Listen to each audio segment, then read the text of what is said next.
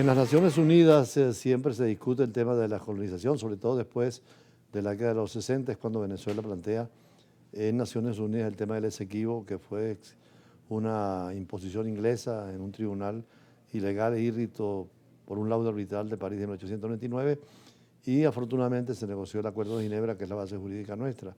Y seguimos negociando, pero veo que Argentina también perdió una territorialidad de unos 12.000 kilómetros cuadrados, muy importante estratégicamente, y siguen insistiendo en reclamarla. Hasta una guerra hubo. Cuéntanos un poco esto. Bueno, hay una particularidad en el caso de Malvinas, que se ha impostado una población extranjera. No es como el resto de, digamos, de los casos donde se da la independencia y se habla de la autodeterminación de los pueblos. En ese caso no corresponde porque es, digamos, pobladores ingleses que fueron impostados allí. Argentina permanentemente ha reclamado, y en el año 65, como usted dice, las Naciones Unidas determinan que el conflicto debe ser dialogado entre el Reino Unido y la Argentina. No incluye ahí a los pobladores, Claro. ¿no? Porque es por esta particularidad. Y siempre se ha defendido, todos los gobiernos lo han hecho. Es verdad que hay un gobierno que utilizó ese justo reclamo por Malvinas, muy querido por el pueblo, para producir una guerra por la situación ¿Fue un error o económica y una social. situación que era Fue una necesaria? decisión de que ellos estaban mal, digamos, en su gobierno estaban mal vistos, ya había expresiones muy fuertes, populares, manifestaciones, y se le ocurrió ninguna mejor idea de que, entrar en un conflicto armado, en realidad, no por patriotismo, sino por interés, ¿no? Pero eso fue un acontecimiento trágico, sobre todo para los soldados. Nosotros siempre sostuvimos que el reclamo debe ser pacífico. Hubo un retroceso muy grande con Milei, porque Milei ha abandonado la causa por Malvinas. Incluso ha dicho en varios de sus discursos que hay que tener en cuenta los derechos de los pobladores, cuando es justamente esa palabra la que no hay que utilizar. Pero vi que estuvo presente en la celebración de un aniversario más de la Guerra de las Malvinas y el honor a los mártires de la Revolución. Bueno, claro, eso lo ha hecho, es un acto formal, sin gran validez, pero él no ha hecho ninguna cosa seria como para recuperar las Islas Malvinas, sino más bien todo lo contrario. Él justificó la presencia del canciller Cameron del Reino Unido en las islas. Él mencionó, como le digo, el derecho de los isleños cuando hay que hablar de intereses.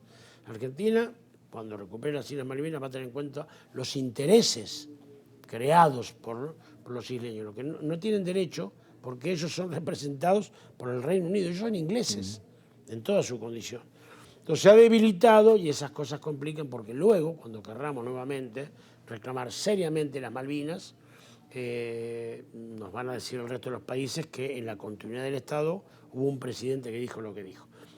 Milei reivindica a Thatcher, que fue la que dirigió el Reino Unido durante la Guerra de Malvinas, bueno, que fue la que mandó bombardear nuestros buques, que mató a nuestros soldados. Él tiene una concepción así, dependiente del imperio, incondicional para con Trump y los Estados Unidos, e incondicional con Inglaterra. Lamentablemente nos gobierna una persona que no tiene patriotismo, no está en su sentimiento, en su ser, ¿no?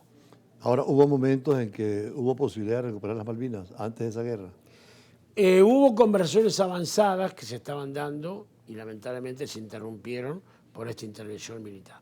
Pero antes alguna operación de algún otro gobierno en todos los... No que avanzara más del diálogo, porque insisto, los gobiernos se plantaron esta idea de la necesidad del diálogo. ¿Cómo se va a resolver eso entonces?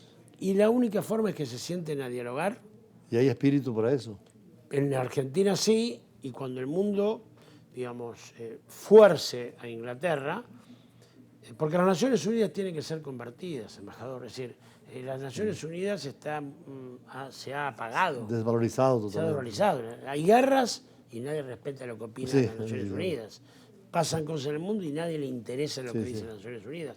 Ordena alto el fuego la Asamblea y nadie las determina. Entonces, es el secretario general. Y no hay tribunales que apliquen esa No hay decisión. tribunal. Es el Consejo de Seguridad el único que puede tomar medidas obligatorias. Y el Consejo de Seguridad ha quedado avejentado. Y el veto, eso impide cualquier... Y el veto, entonces, uno de los países del Consejo de Seguridad Permanente veta. Y con el antagonismo que hay, o uno u otro lado va a vetar. Sí, sí, sí, siempre. Entonces es declamativo el rol de las Naciones Unidas. Entonces, en el caso de las Malvinas, cuando se lo obliga al Reino Unido a sentarse a negociar, no estamos hablando de que se otorgue preventivamente la soberanía, que se siente a conversar, a dialogar, a negociar. Bueno, se reconoce que hay un debate, una discusión. Que hay un debate, que hay una diferendo. discusión, que hay dos posiciones. Es lo que nos pasa con el Esequibo también. El Reino Unido optó ahora Guyana, que es independiente, aunque reconoció la independencia, pero no la soberanía sobre la discusión del territorio del Esequibo. Judicializaron el tema en la Corte Internacional de Justicia, donde Venezuela no está de acuerdo. Y seguimos porque es necesario dar argumentos, pero tenemos que negociar, como usted dice, y dialogar, llegar a un acuerdo, porque el acuerdo de Ginebra es en beneficio de las dos partes y en una negociación mutua. Creo que con Argentina pasa lo mismo, ¿no? Exactamente. Nosotros ni siquiera hemos logrado sentar a las partes para que firme un acuerdo. El Reino Unido jamás aceptó lo que resolvió las Naciones Unidas y lo que reclamamos. Pero hay cambios constitucionales muy importantes en Argentina sobre la nacionalidad de los malvinenses y todo lo que tiene que ver con la soberanía. Nunca se logró que se sentara el Reino Unido para poder debatir cuáles son las condiciones. Que es fundamental que las dos partes se Claro, enteren. la reforma constitucional que se hace en el 94, 1994, justamente porque se dio la guerra, obliga a todos los gobiernos a transitar el camino pacífico para la recuperación, digamos, de las Islas Malvinas. Ese fue el cambio que se dio. Bueno, muchísimas gracias.